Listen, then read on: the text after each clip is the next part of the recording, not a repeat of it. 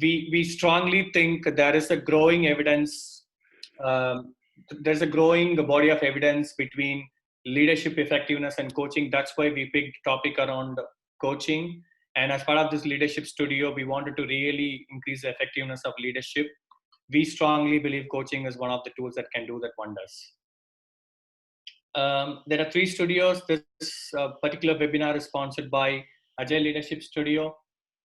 It would not be fair to skip the minds behind this webinar. There are a lot of people working in the background to make this webinar successful. Many thanks to the crew members that you're seeing to make this webinar live and also running. About a speaker, I don't want to go for a formal intro, but I wanted to really talk about this. I tell in some of my webinars to be able to rely oneself as a coach, the inner orientation toward coaching is very important. So I'm very glad to introduce Henry, because when I first met Henry, I realized what is inner orientation toward coaching. I'm very glad to say he's one of my mentors, having 40 plus years of industry experience, going to talk about 7 voices of coach. Please follow Henry on LinkedIn to know some of his wisdom, and you can follow him by typing his name on LinkedIn. Without any further delays, I would like to hand it over to Henry with a token of gratitude. Thank you so much, Henry, for accepting. My pleasure, Venkatesh. It's been a joy to work with you over the last many years, actually. It's interesting how many years have gone by since you and I first met. So as Venkatesh said, I'm going to talk about something called the 7 levels of coaching. I'm going to share my iPad. I tend to be more of a in-a-room kind of a guy with, do 2 things at once here. Take a Venkatesh, everybody can see that? Yes, Henry, yes. Cool, excellent, thank you. So this comes predominantly from a book. When people approach me about coaching, because coaching is a very different perspective, different way of approaching helping people grow, helping people discover different ways of doing things, particularly when in our space with moving people to Agile. They ask me where I would start. And usually I say to start with this book, The Mindful Coach by Doug Silsby. We lost Doug to cancer here almost, I think, 2 years ago now. But this, for me, was the most definitive work on coaching. It actually has 2 sections to it. The first section is the entire mindset about coaching, which we're not going to talk about here. But it also then talks about how to, as a coach, think about the experience of coaching with the client. So most people very quickly jump into, so here's how to coach. Here's powerful questions. Here's things like somatic coaching or story coaching and that kind of stuff. And the problem with that is it's kind of like jumping into Agile and being told, here are the 3 roles and these are the events and these are the artifacts and so forth, without the underlying meaning or thinking underneath that. So they don't understand. I literally was having a conversation yesterday with a client where they're going, we don't understand why our Scrum Master is telling us that they would like the task to be less than a day long. Once they understood, once you said, well, let's talk about that. What would you gain by having it less than a day long? Let's play out some numbers, let them do it. And they understand the why. It brought meaning to the practice. So that's what I want to talk about today, or the 7 voices of the coaching. It's not how I'm necessarily approaching the method that by which I coach, but it's what's going on inside of me when I'm coaching that helps orchestrate the conversation I'm going to be having with the client in building a relationship. So briefly, just to make sure we're all on the same page about coaching, because it's a overused word. It carries a lot of history and connotation. I keep thinking there's got to be a different word, but I can't myself come up with one. This comes from, and it's been modified from Lisa Adkins and her work back when they were originally were creating IC Agile. Many people have seen it as a diagram that looks like this. We just turned it a little bit so that we could bring yourself here in the middle. The thing I want to point out is there is definitely a difference on being on this side of this diagram versus this side of the diagram. On this side, we're bringing content or we're bringing knowledge to the client. So we're talking to them about how to do something, why they should do something. It's literally us delivering information to the client.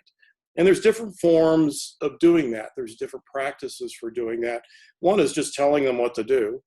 Another is training, where we teach people, we give them content to do it. And there are practices of teaching that are a little more coaching, training for the back of the room being one, but nonetheless, really the motivation is to deliver content to the client. And then there's mentoring, where they say, hey, Henry, how did you do this? What's been your experience with them? And I relate experiences with them, but I'm still giving them content. So there's that world. And you have to do that, because when somebody doesn't know something, you're not going to be able to ask a set of questions to get them to know it. So you do have to work on the left side of this diagram. Once a client has a set of content or a set of experience to work with, you can then shift over to this side of the what I call diagram. The easiest one to describe the difference is the facilitation piece over here, where you are a facilitator. Scrum Masters, good Scrum Masters, learn how to be great facilitators. You can hire a professional facilitator, and a professional facilitator doesn't need to know anything about the content. I don't need to know anything to facilitate, because all I'm doing is making sure that the correct people are in the room, that the topic is clear, that the outcome, the expected outcome or goal of the meeting is clear, that they actually are fair about talking with each other, that they open up the conversation, that they actually explore and innovate, and that ultimately they close it down. And so it doesn't hurt to know the content, but I actually don't have to know the content to be a facilitator. And the same is true around professional coaching. Professional coaching is an approach to asking clients questions that helps them solve their problem, so they solve their problem. And that is terribly powerful, because when they have the aha, when they understand what it is they need to do, they are more likely to do it. It means more to them. It stays with them longer than going to a class where they hear, oh, I really should be doing something like daily tasks. And now over here, through this process, they go, ooh, not only should I be doing daily tasks, but it's probably the best thing I can possibly do, because I now understand it better, understand why I was reluctant about doing it, and so forth. So if I want to be real clear, we're going to be talking in this space when you think about the model. We're not going to be talking about content. We're not talking about facilitating. We're literally talking about professional coaching in this what we call session. So an introduction to the overall model by Doug around the 7 voices. There's one here in the middle that's called the master voice, and we're going to walk through each one of these. And that master voice is orchestrating whether the client is hearing a partner, an investigator, a reflector, a teacher, a guide, or a contractor. And there's not a particular order to this. And that's why the master is saying, okay, I need to move here, I need to move here, I need to move here. Nope, I need to move back up to here. And that's why I say it's an internal process. It's not the practices. They don't tell you, it's not to ask these kinds of questions or think about, right before the call, we were talking about organization, relationship, systems coaching, which is a way of thinking about team coaching as opposed to individual coaching, where there's a lot of practices in there. This is really about the orchestration of myself as a coach. I will tell you that usually you start with partner. And usually after partnering, you'll move to investigate. And you spend most of your time over here in investigate. And you'll see why when we describe these in a moment. After that, it becomes pretty fluid. Yeah, I might move to reflector after an investigate based upon what's the client is experiencing, or I actually might move to guide or teacher, and then it starts to flow. So there I can make a mess of my master, if you will. So let's talk about this. What exactly is this master thing? This is one of the, it's interesting how many parallels there are to all these different methods and frameworks out there. People who know me know I'm a collector of frameworks. I just continue to read them. And the more and more I read them, the more you see the commonality and linkages across all of them. This is one of them. When you talk to a leader, years ago, so I used to be an executive in a large corporation, we would talk about the fact in our leadership development that leadership was 80, even 90% what was going on for me as the leader. It was about my growth. And that it was really only about 10 to 20% the activity of actually working and managing and leading people. The same is true for coaching. It's the same thing. The most powerful coaches are the ones that are spending 80 to 90% of their time with themselves and who they are and what they're bringing and what their challenges are and where they need to grow. Because in doing that, you create the right mindset for exploration, which is truly the nugget piece of coaching, is to explore, and in that exploration to learn things. So if I'm a good explorer and I've got deep insights about myself, I'm actually bringing that to the conversation and I'm actually modeling it. So now the client also starts to pick up this way of being. So a master is very much about this self-awareness piece and being always cognitive. The other challenge with this is, or the possibility with this is, as a master, and when I begin to learn about this, I can do this really interesting trick. If I'm working with a client, it's all about the client. It is not about me. It's not about my success in helping the client solve a problem. It's not about how the client sees me as a coach. It's not about how I'm going to get paid. It is literally all about the client. In order for it to be all about the client, I need to be 100% with the client and very much 0% of myself in. And yet, I've just told you that as a coach, I need to keep something like this in mind as I'm having this conversation. And that's a trick, because it's very hard to be 100% with the client and going, I may be spending too much time in investigating here, and I really need to move down to teacher. And so having self-awareness is where you grow the muscle and the skill to do that, to be able to be, and obviously not 100%, but to be as close to 100% with the client as you can, but also be able to catch yourself in the process of coaching and finding that you're sneaking in, or that you need to move to another voice, or that a particular practice that you're using with the client isn't working, and decide on another practice. One thing that coaches, professional coaches, learn to do is to pause in this, because your mind can't do two things at once. So it's very good to create a relationship with the client where you can say, give me a moment to think. So that's the pause, for example. Bottom line is, master is about the being with the client. It's the thing that's orchestrating all the other voices associated with the session you're doing with the client. It's developed through a tremendous amount of self-awareness, which are training and meditation and reflection and pre-reflection. It's ultimately listening without memory or intent. It's one of my favorite quotes about a coach. So I listen to the client. I'm not bringing my own perspective, and I have no intent.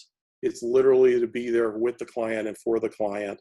And then, like I said, ultimately choose what voice you're going to use. So it's a real huge personal investment of growth. It's one of the reasons that I've really enjoyed working with Venkatesh, because he's, once he saw, and I do this with a lot of different people who are going into coaching, once you understand that shift, you really do have to do investment in building that. It's not something you just learn a practice and you do it. I'll learn, like you'll see a lot of people learn powerful questions, for example, which is an incredibly powerful practice or tool for coaching, one that I use consistently all the time.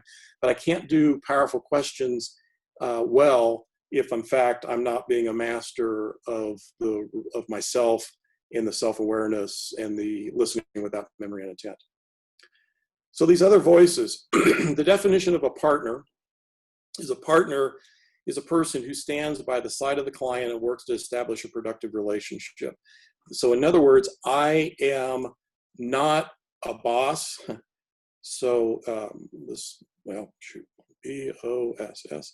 I'm not a boss. I actually don't even think of myself as a coach, interestingly enough, because it creates a hierarchy in some ways, right?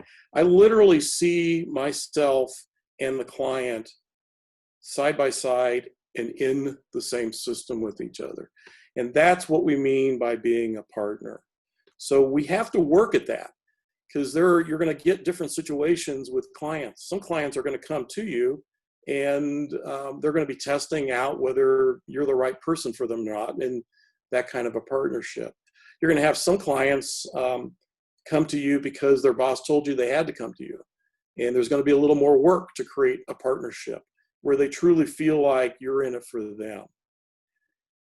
There are therefore two different kinds of domains, if you will, with regard to being a partner. One that I put here in red are the more logistical, contractual, what we in the United States call TNCs, terms and conditions, if you will, of a contract, right? So when are we going to meet? How often are we going to meet? How long are we going to meet? What's the duration of the engagement if we choose to have one, and so forth. So that's part of the partnering.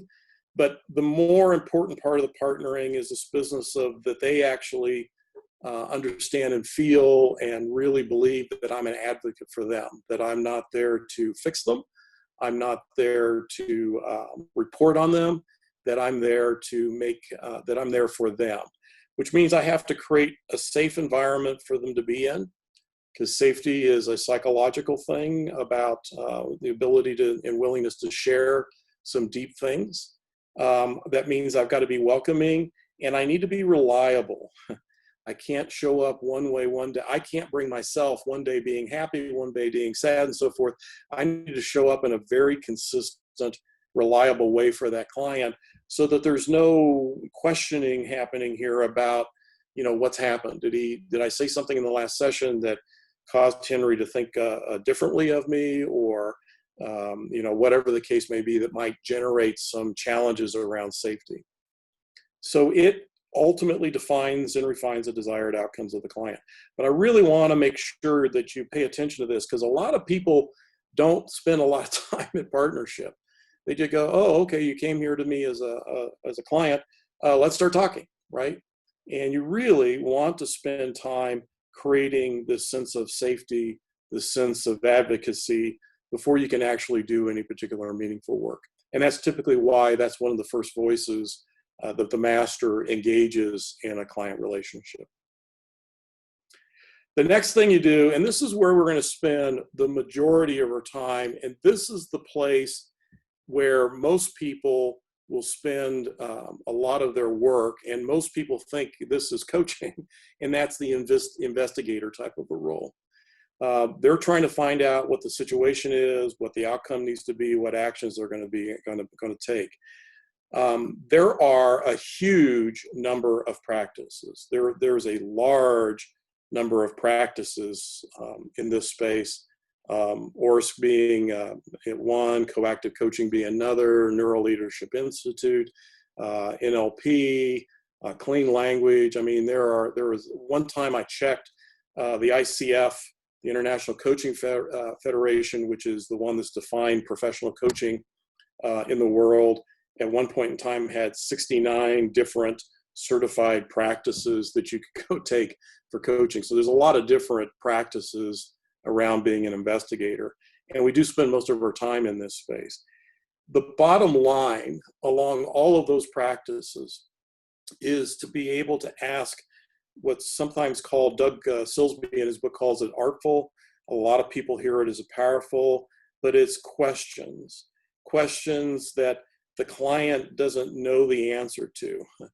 And here's the trick, guys. If as a coach, if I'm going, I need to ask the question that they don't know, I'm in my head. So I want to be asking questions and not worrying about that. But I know as a coach that I'm helping the client. When I ask a question, they go, I never thought about it that way, or I never considered that. That's a powerful question. So you'll know it when you see it, but don't go thinking about how to make it happen, because when you think about making it happen, it probably won't happen. And that's a little bit of a dichotomy to this kind of a thing. I want to get here, but I can't plan my way to get here. So you'll know you arrive there. Ultimately, it fosters curiosity in the client themselves. So they start asking questions. And that's really cool to happen. Wow, I never thought about that before. I wonder why I've never thought about that before. I wonder why it is, where that came on for me. When you start hearing those kind of things from the client, they're now in this place of curiosity.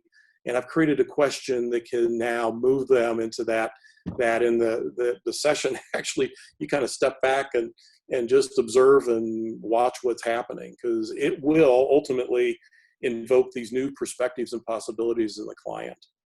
The bottom line rule of thumb in this space is to always just be curious. So I'm curious when that happens for you, and I do this a lot. Somebody's going to call me on it one day. I typically will start with, I'm curious. I'm curious when that happens for you. What's the first thing that runs through your mind? I'm curious. After the event is over, what do you typically do, right? I asked a client yesterday. He was feeling really good about a bunch of work. He actually started the session with, we've reached a tipping point. Things are going really well. Da da da da. And I said, it's a funny rule. When I don't care what the outcome is, I just hear my little voice in my head go, I wonder how he celebrates, because he's already talking about what's next, right? So he goes, oh, we hit a tipping point. Things are going really great. I wonder what I should do next. And I was just struck by, there wasn't more than the conversation that we had about celebrating to the tipping point. So I asked him, so I'm curious, how do you celebrate?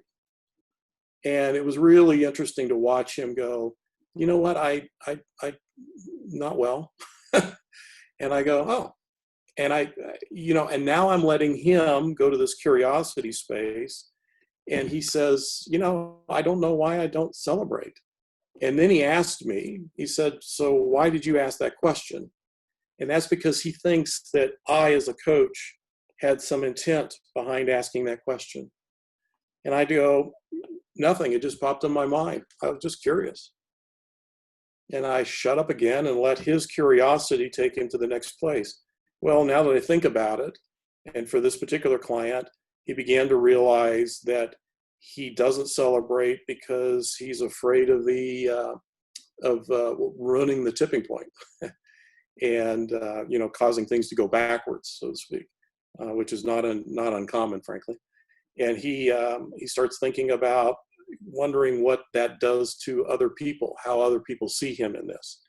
So I noticed, by the way, Venkatesh, my share stops. I'm going to stop this and restart it. It's one of the technological problems.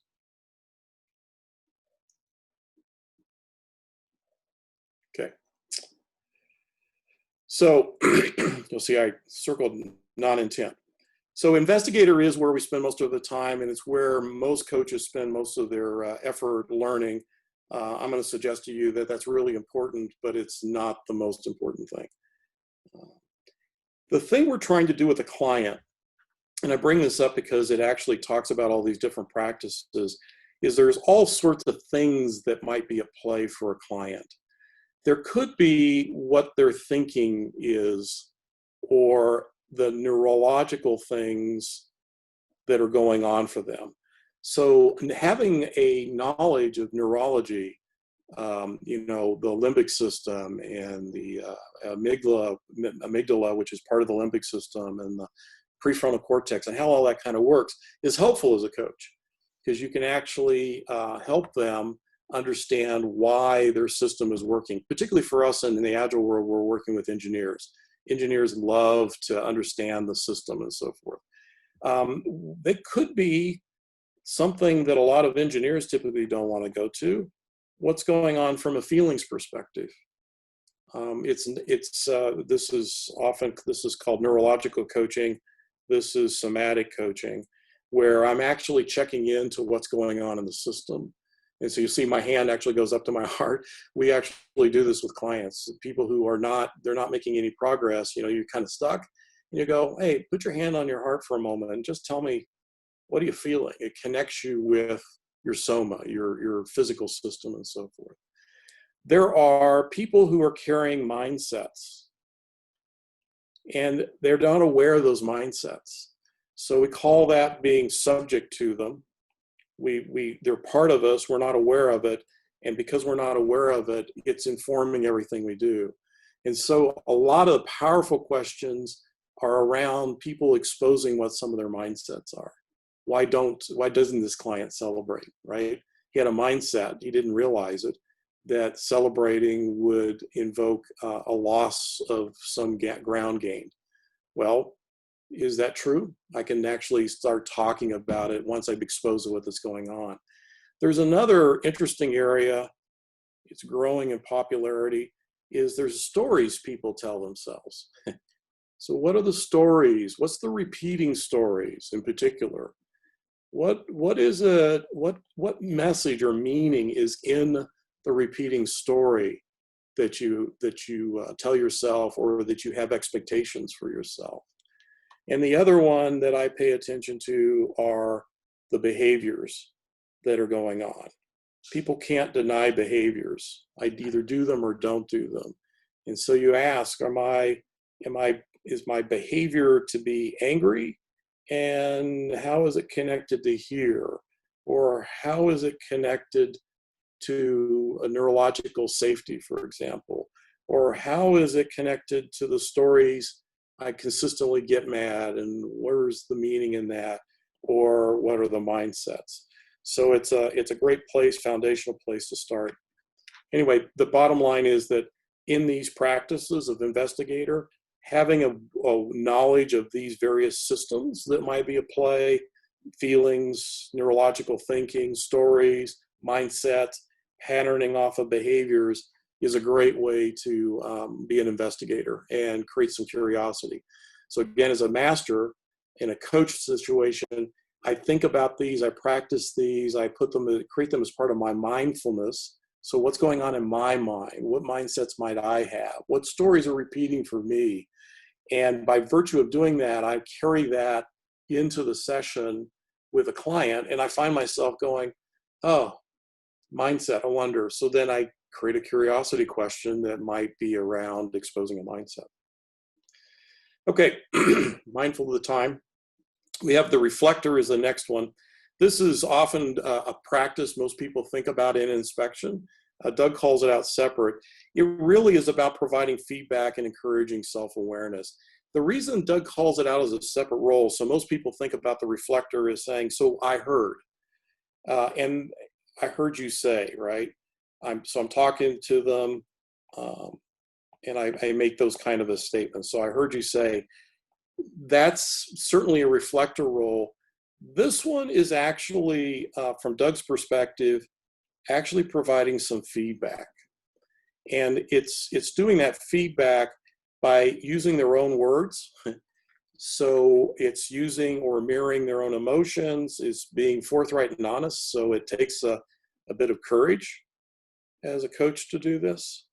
And I'm going to come back to this of directing your energy forward. So it's more than just reflecting back.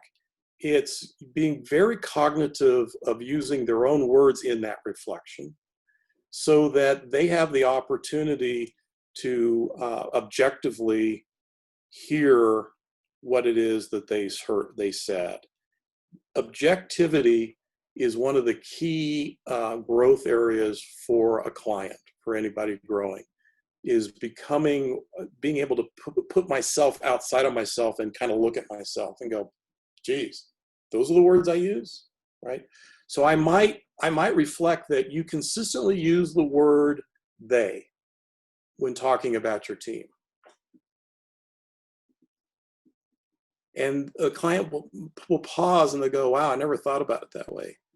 And you might ask a curiosity question. So again, you get a little bit of voice moving here. So how do you think they feel about that? And that might engender, wow, I never heard it said that way. I'm coming across as they, so they think I'm controlling them, or wherever it might go, right? The other is to mirror their actual emotions, particularly when people become emotional. It's the business of going, wow, that must really, one of the, and Vikatish had this experience, one of the, my favorite ways of doing a session with somebody who's trying to become a coach is to talk about, to play a role where I am a scrum master for a team that's having troubles with retrospectives. And I will drop in the conversation some emotional aspect about it. I'm a little worried that they think I'm crazy, for example. A good coach will pick up on the emotional aspect that that person, that scrum master, is saying they're crazy. And they'll actually go there. They'll actually mirror that emotion. Wow, crazy. For me, crazy sounds like people wouldn't respect me. How about for you? Right? That mirroring causes, it's actually a neurological move, causes people to calm down, and again, allows them to move to objectivity. Because as long as the emotions are in play, they won't be objective. So by mirroring, I can actually cause them to become objective about, so why do you think that they think you're a loon or an idiot or whatever they might be saying? And again, that means that you've got to be forthright and honest as a coach, which takes some courage. I can tell you, even after all the years that I've been coaching, when I hear somebody getting really, really upset, my courage, and you feel it in your own soma, your own system, it's like, wow, this is getting a little hot. Maybe I need to tone it down. Maybe I need to back off. Actually, the best thing to do is not to pursue it like a madman, but actually to bring it into the room. And that takes some courage, because you've got a lot of energy going on there when somebody goes emotional, right? And so you have to trust yourself. Every single time that I've taken the courage to call out the use of a word, the use of phrases, the emotions going on, and so forth, those have been the most meaningful moments in coaching. And it allows people to now shift back to investigating. So where do you think that might be coming from? How often does that happen for you, right? I'm back to investigator. So it's a reflector is often overlooked as a strong way of getting a window into what is really going on for the client and being able to move to some objective place. And then you want to take the energy that's there, because usually with the reflecting, there's energy that happens, and you want to move it forward. So what can we do? Where could we go? How might you use that, right? So I'm always thinking about moving it forward. Also included this quote down below by Anna. We don't see things as they are, we see them as we are. And that's this objective move here. All right. Teacher, this is, to be honest with you, and I got a couple questions for you at the end. It's interesting as you go through these to start going, wow, what voice do I predominantly use? When I first started coaching, I used the teacher predominantly. I was not particularly good about moving between all the voices, and I still don't claim to be a master at it. I consistently practice, and reflect on it.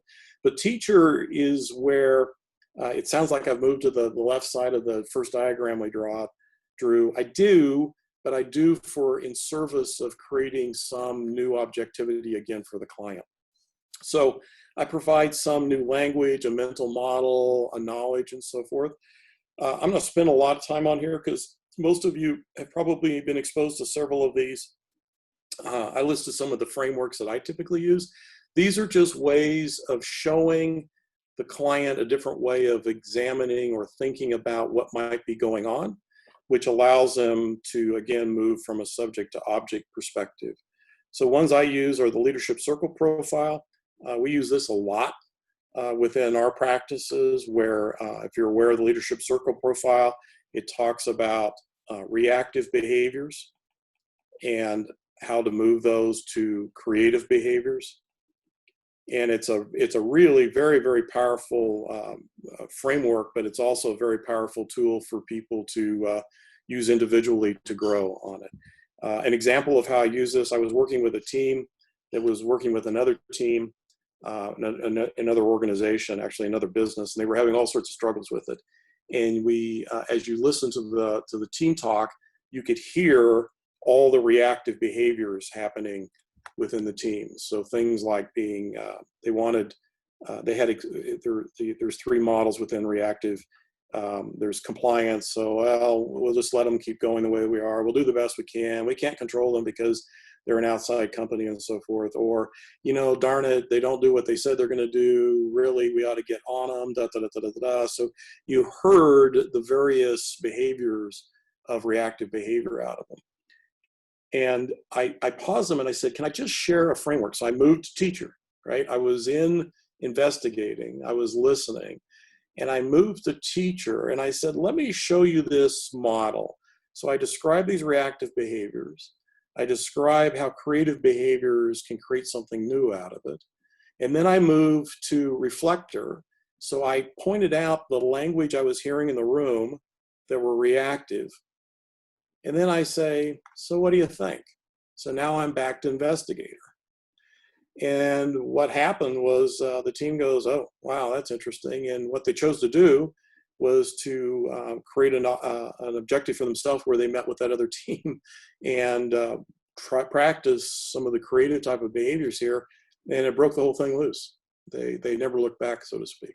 So the leadership circle profile is one that we use quite a bit. Myers-Briggs type indicators, that's what the Mbti is. I've been a long time student of Mbti. I learned Mbti back in 1980. It has served me very well personally, from a personal growth perspective. It's served me very well with my family. It's served me very well with numerous teams. It's really a nice framework for people to understand why people approach the world differently, how they make decisions differently. And when you have a team in particular, having the whole team understand how everybody's approaching it and creating some agreements about how you're going to collectively approach it is huge. Theory X and Theory Y is often quoted in Agile training. If you're not familiar with it, you can go look it up. It's from a company or a group called a gentleman by the name of Douglas McGregor. It basically says these people think people are inherently lazy, and this one thinks that people love to be challenged. And we use this one often with managers just as a way of just saying, hey, so let me describe Theory X and Theory Y to you. Now, let's go back to investigating. When have you been Theory X? How might you have been Theory Y? When have you been Theory Y? What was it like to become Theory Y, right? So teacher creates these frameworks from which you can now do some other kind of questions. Intrinsic Motivation, Daniel Pink's Drive book is another one. And there's many more. This is like I said, was my strength. So I've got a lot of them out there. The last two, one is guide. It provides impetus and ideas for action. And then, so the guide says, so what if we tried this? What if you tried that? What might you try next, right? And we're moving from discovery, excuse me for moving that up and down. We're moving from discovery to actually doing something, right? Changing a behavior, changing a way of being in the world. And then we move to contractors. So when are you going to try that next? How can I support you in that? When I meet you the next time, I'll follow up on what happened. Did you follow through on what we agreed to do? I'm going to move to another model that I was introduced to recently, and this is another coaching internal model that helps with guide and contractor. This model starts with situate up here, where you really are predominantly using the partner voice, where you're trying to establish the relationship with the client that create this sense of ownership and joint accountability for the outcome, that advocacy for the client and so forth, and what is really going on. What is the challenge?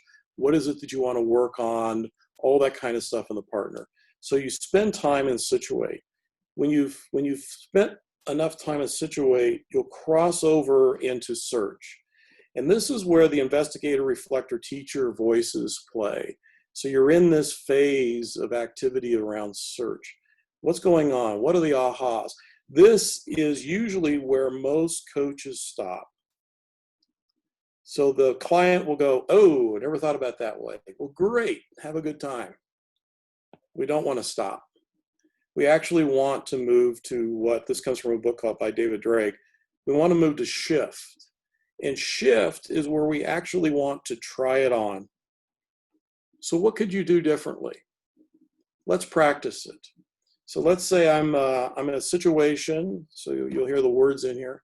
I'm in a situation where I'm having difficulties with my boss, and I don't believe that I'm being heard. Great. So let's talk about that. What do you feel like when that happens? You know, I hear you use the word that, what I call it, whatever the word is, right?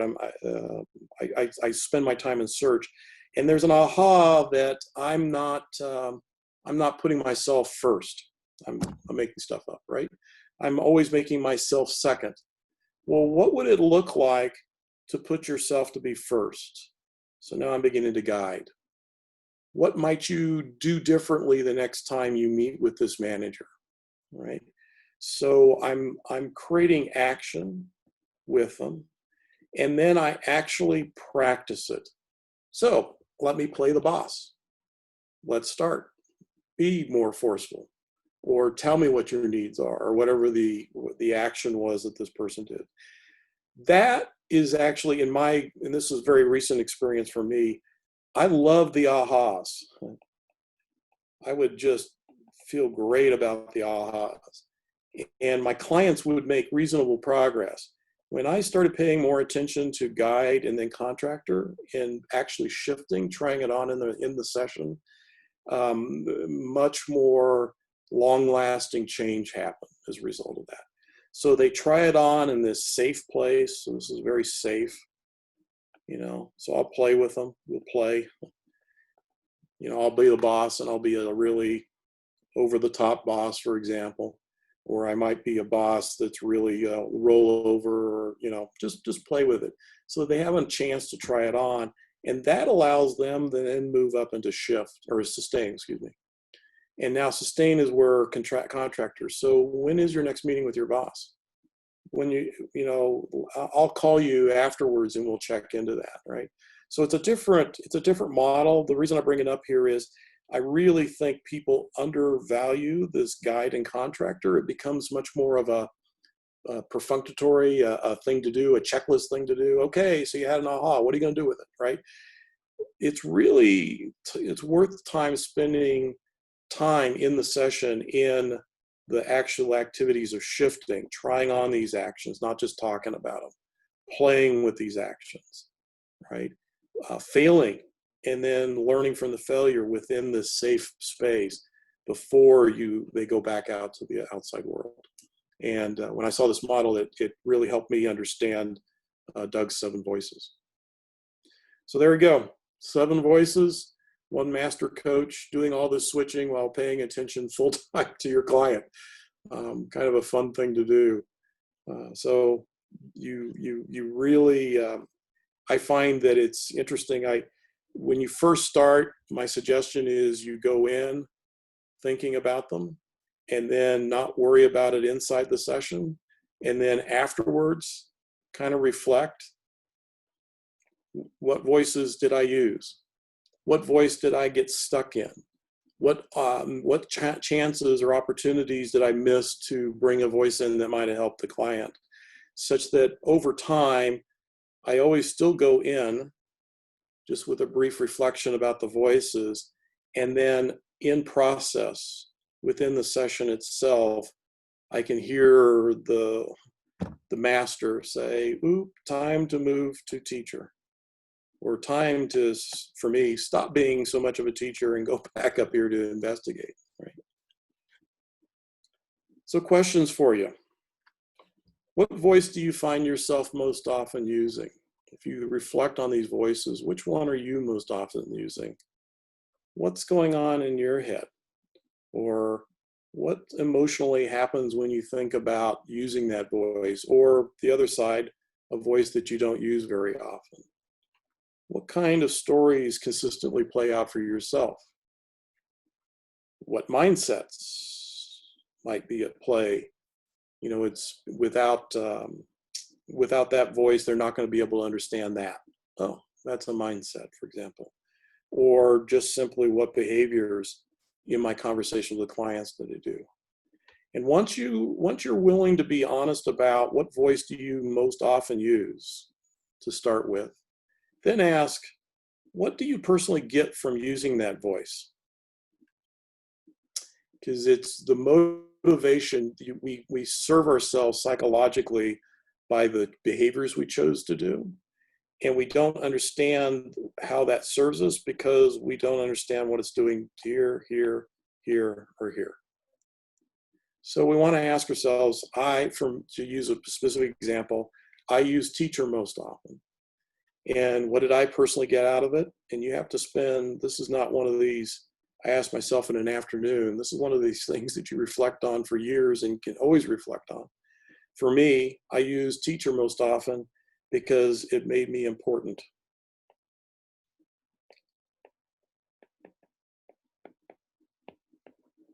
Think about that as a coach. It's not about me. And yet I find myself using teacher because it served me to make me feel more important or to look smart, right? Once I realized that was going on, I could better release or relieve myself of being the teacher as most often and exercise more voices. And when I exercise more voices, there is a larger richness for the client. So I spend a lot of time making sure that that's not happening. One of my memorable coaching sessions, I was working with a young guy who was having some challenges. He really couldn't get to feelings. And so we went to somatic coaching and said, so what are you feeling and so forth. They still couldn't go there. And so I did something really weird. Talk about being, a courageous moment and going, I'm not so sure about this. I said, well, I'm going to practice it with you. So I put my hand on my chest and I asked him to talk to me about his story. So he told me his story and I was checking in with my own soma. And when he got done with his story, I basically said, so talk to me. Let me tell you what I was feeling when I heard your story. I was feeling pressure in my chest. I was feeling my respiration going up. I was feeling my da-da-da.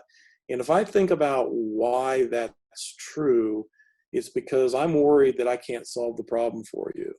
And it's also coming from a sense that if I can't solve the problem for you, you're not going to think very highly of me as a coach. And you know what? Now that I've made that objective, so there was that objective move again. Now that I made that objective for myself, you know what? That's not the right place to be. So what's going on for you? And just by mirroring that, so I was guiding in that perspective, reflecting, excuse me, he was able to all of a sudden say, oh, all sorts of things flooded into him. So what voice do you use most often? How is it serving you? What are you getting out of it that you need to become aware of and move away from? What voice are you not using very often? Usually, what do you have to gain? So this is a positive energy forward type of a question. Most people will say, what voice are you not using most often? So what are you afraid of? Or what are you scared about? That's energy.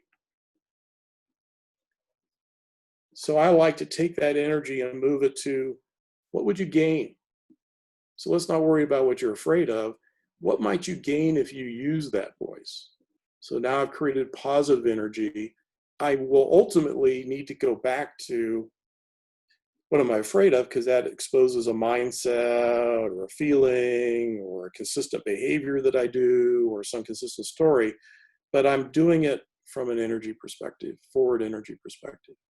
And it's an interesting, both need to be at play, because it's one thing to be a teacher for myself, but it's another to say, you know what, I'm not really good at truly building partnership. Why am I afraid of it? Right? I'm afraid of it because I'll let people down. Right? So what would I gain from it? I'd gain friends for life. And in fact, that's been the most rewarding thing for coaching, and kind of brings me to a close here, Venkatesh. That's how Venkatesh and I, it started off being a coach-coachee relationship. And as opposed to being a coach-coachee relationship, it's a lifelong friendship as a result. And that's by moving and not being as fearful about partnering. So I hope that helps. I'd be interested to see what, we got some questions. What is MBTI? Myers-Briggs Type Indicator is what MBTI stands for. So it's Myers-Briggs Type, TYPE, indicator. It's a well-used instrument. You'll hear people talk about introvert versus extrovert. That's often actually misused, but it's one way. People who are sensing versus intuitive, people who are thinking versus feeling, people who are judging versus perceiving, and you create various types out of that. So just to give you a clue, I'm an ISTJ. I'm introverted, so I'll be whipped after this session. I'm very data-oriented, which if you reflect on my, even my presentation here, I usually give a lot of data, not big picture stuff. I'm very logical and analytical about things, and I like closure. Another question we have up here is, how do we effectively move from one voice to another while being present with the client? Yeah, that's what I was saying in the beginning, is really the trick. It requires a lot of practice and a lot of mindfulness. There's one of the guys, David Rock, is well known in neurological coaching spaces. He created the Neurological Institute, which is a brain-based coaching certification. The other one is Daniel Siegel, is one of my favorite authors. They talk about something called before you go in, you remind yourself that I need to be mindful of the voices, and then I go into the session again, and I focus on being present with the client, and then after the session, I reflect again about what the voices are. And just by doing that consistently, practicing that consistently, you'll find yourself beginning to hear the voices in your head while you're in the session. So, and then again, at the beginning of this, I said you can also ask for forgiveness. So if you find yourself drifting, if you found yourself no longer being present with the client, it is really not a bad thing. It's a courageous thing. It's a reflecting voice, actually, to say, you know what, I found myself drifting. Let's start back here where I left off, right? A lot of people are scared to do that. Clients will appreciate it because you're actually showing that you're actually a real partner with the client in advocacy. So there's no trick to it. It's just a lot of practice, a lot of mindfulness, a lot of pre and post and examining, over time, pre and post. Let's say post, most of the times it's like, wow, I never spoke as a guide. And then I start working on myself about what is it about guide that doesn't come to mind when I'm in the sessions and so forth. So it's that kind of an activity.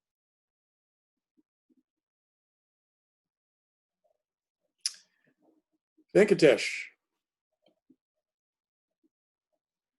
Yeah, so I'm back, Henry. I hope that answers your question fairly. I'm just going to give a couple of seconds. If there are any new questions, please post on the chat window. In the meanwhile, I'm also going to share the thanking note. Thank you very much, Henry, for your time today. We really had some insightful information from your wisdom. I'm sure most of the coaches would definitely found this useful. Growing as a coach is a journey. I'm sure this talk has given a lot of information about how one can develop inner orientation toward coaching. And we thank all the participants. I have one question which I'm going to take. For the upcoming webinars, please, you can listen to, you can go to tryScrum.com/webcast. There are some exciting webinars coming. If time permits, we will try to host Henry once again in a couple of months to present a different topic, because learning from Henry is a delight. One question from Kiran Henry: MBTA or DISC, what's a good starting point for a coach? Yeah, either one, to be honest with you. The reason I like MBTI is it's from my experience and my knowledge, it's the closest to the theory that almost all of the psychological and personality type, we call it instruments, come from. DISC, we call it, what's the more popular one right now? Strength finders. They're all foundationally built on what's called Jungian psychology, Carl Jung. And in my experience, MBTI is the closest to Jungian psychology, and I always describe it as the Lego block of assessments. DISC is actually, if you look at the DISC answers, there are various combinations of the MBTI, right? So it's kind of like, I'd rather you had the Lego blocks and know how to build your type than picking something like DISC or Strength Finders and building your type. I have no problem people using DISC. I've used DISC.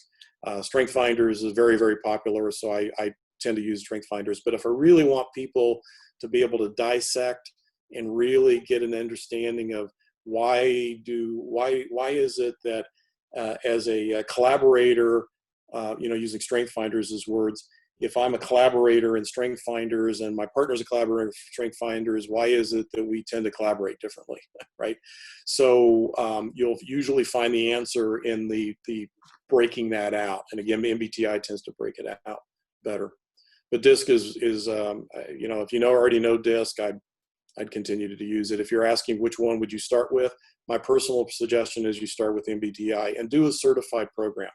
One of the challenges, and we see this with Scrum now, MBTI has been around since the late 50s.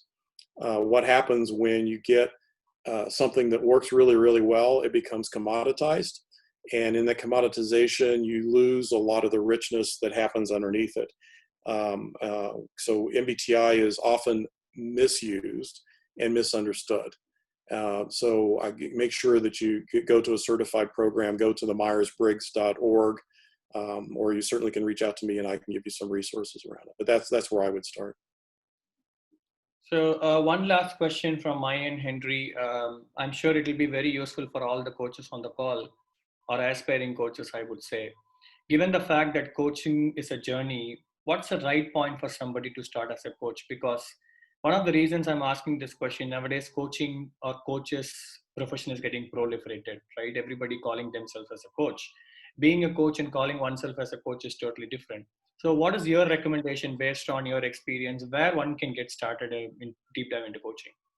It's a great question, Venkatesh, and I've been involved with the certification review processes with Scrum Alliance for some number of years.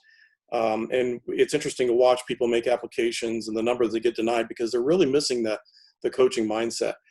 My suggestion is you find a professional coach and you talk to them about what it is to be a coach and have them do an exercise where they have you coach them. Because now I've got some actual information in the room, so to speak, that I can talk to. So when you coached me, Venkatesh, I heard you ask me questions about, don't I understand what the events are for? And do you see how that's content? Here's a different way you might have explored that, right? So it's in the juxtaposition of what is really content-oriented behaviors in that coaching session versus what are coaching sessions, coaching kind of questions and mindsets, that most people have that moment of, oh, and that's why in the Scrum Alliance, there's these pre-application calls now. The number of those that you go through where at the end, people go, whoa, I had no clue that it was a whole different way of approaching and thinking, that's what creates the journey, right? We used to draw a line. You're moving up of this content line, and at some point in time, you need to make this little lateral shift to the coaching line, right? That lateral shift is best done by experiencing with somebody, and talking to a coach is the best way to experience that, in my opinion. Yeah. Thank you very much. That was a very useful and transformational webinar, Henry. I once again thank, on behalf of tryScrum's team, we extend our gratitude. Thank you very much for spending your 1 hour. We look forward to seeing you in some time. Thank you.